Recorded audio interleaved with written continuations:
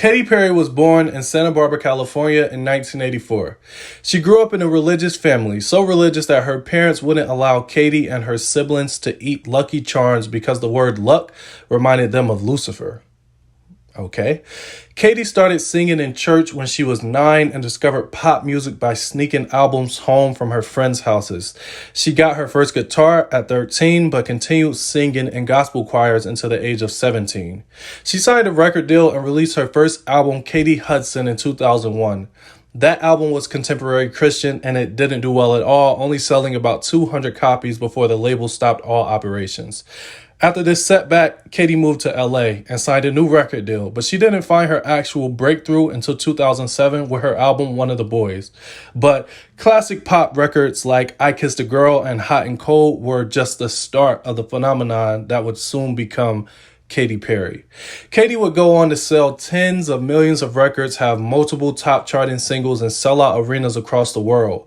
But what goes up must come down, and unfortunately for Perry, her fall hit a little harder than most.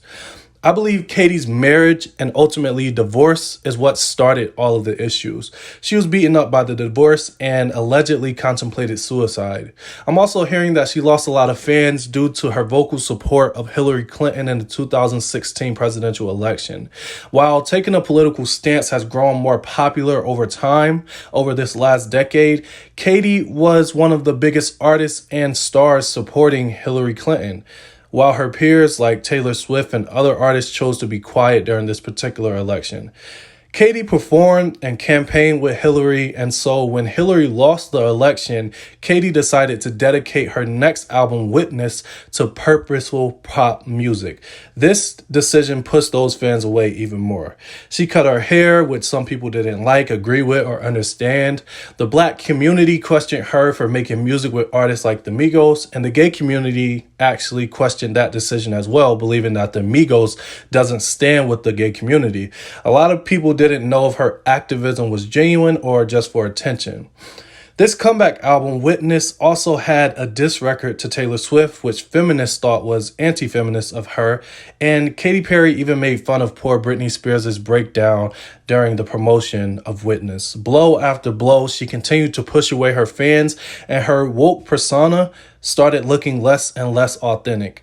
In my personal opinion, I believe that the time between Prism and her next album, Witness, caused some people to lose interest in her and also the album. Not to mention that cringe, viral SNL performance that most people criticize and mock.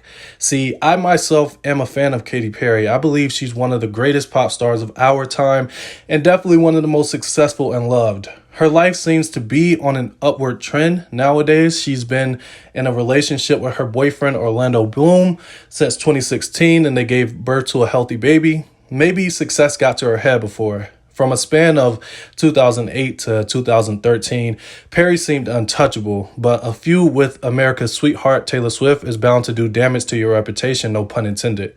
Supporting a presidential candidate people don't agree with can be an issue, especially when that candidate loses, and some questionable decisions to work with certain artists got Katy Perry in even more heat.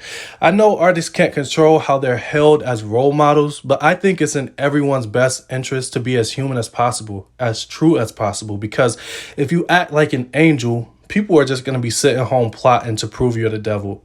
Now, here's to hoping Katy Perry makes a triumphant return and rises to be that great artist that we know again. But until that day, comment below and let me know if there's anything that I missed, anything that you know that we should also know. What do you believe is the reason why Katy Perry isn't as big and as relevant as an artist as she always was in the beginning of the 2010s? Let me know where you think she ranks among the other pop artists in her area and her era, and what is your favorite Katy Perry song? As always, thank you guys so much for watching. Please like and subscribe. I appreciate every one of you, and we'll talk soon.